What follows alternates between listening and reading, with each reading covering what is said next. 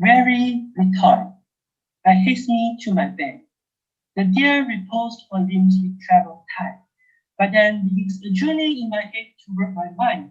When body work expire, for then my thoughts from far where I abide, intend a dearest pilgrimage to keep, and to keep my dropping eyelids open wide.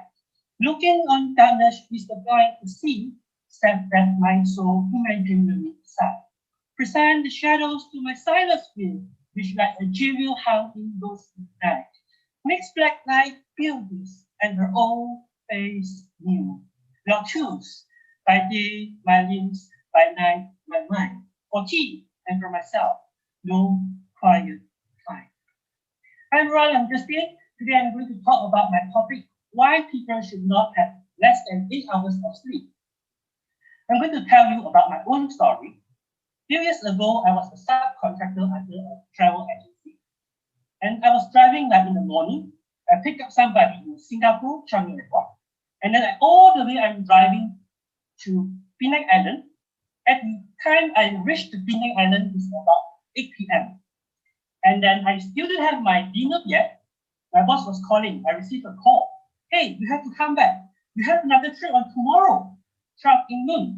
So I was like, okay, no. I can't say anything, no, right? So, and then after my dinner, I was all the way driving back to Johor Bahru. And then something happening. In the midnight, around 12, I was like in the emergency lane. And then I was sliding left, almost crashed a truck.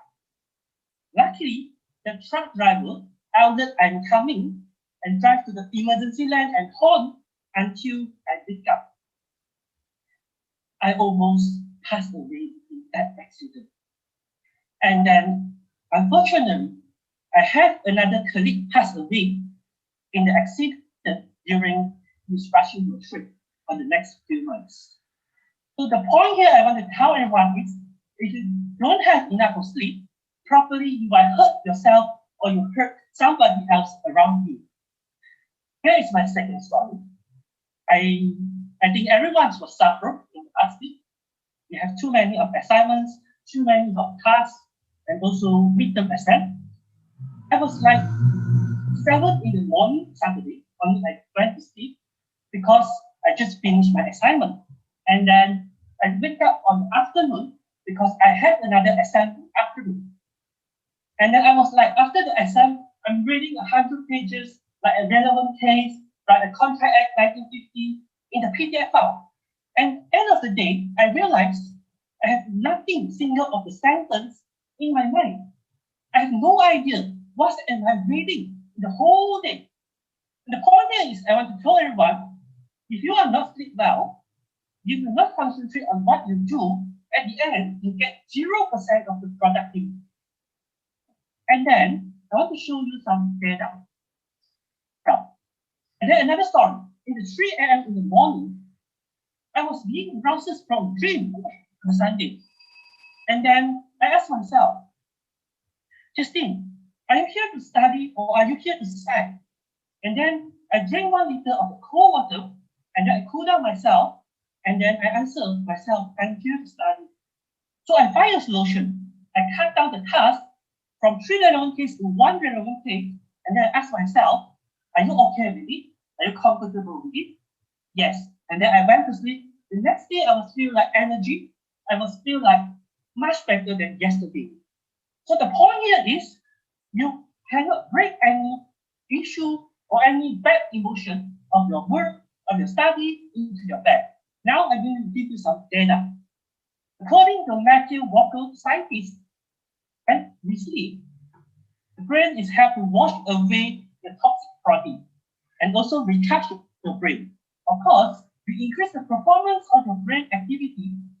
At the same time, I'll just give you an example. It's just like you are doing something in your phone, your RAM is running, but it's not saving into the room if you're not sleep well. So you have to sleep well, only you will get best performance in the learning. So now, here is something that is Matthew Walker's speech. If you are not sleep well properly, you get 200% increase risk to get heart attack or stroke in your entire life. Or if you lost 1 hour of sleep, we increase 24% of risk to get heart attack on the following day. So how are we going to sleep well? We're going to sleep regularly, which means that today you sleep at 10 p.m., tomorrow you have to sleep on 10 p.m., and the entire week you have to sleep on 10 p.m. And then you have to find a room temperature in the cold temperature is about 18 Celsius to make yourself sleep well. So here is all my presentation. I hope everyone will sleep well tonight, and I hope everyone are able to meet 8 hours sleep a day.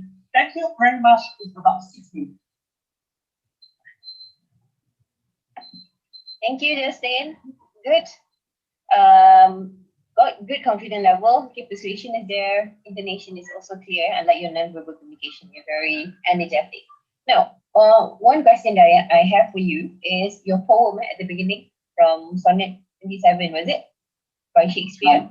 Yes. You didn't really explain what's the connection of that poem and also your topic. So to make it more effective next time, maybe say something right after that poem. Okay, say that this poem talks about what or explains about, then only we understand the connection. If not, it's just, how do you say, attention capture, but then that's it. It doesn't really relate. You see?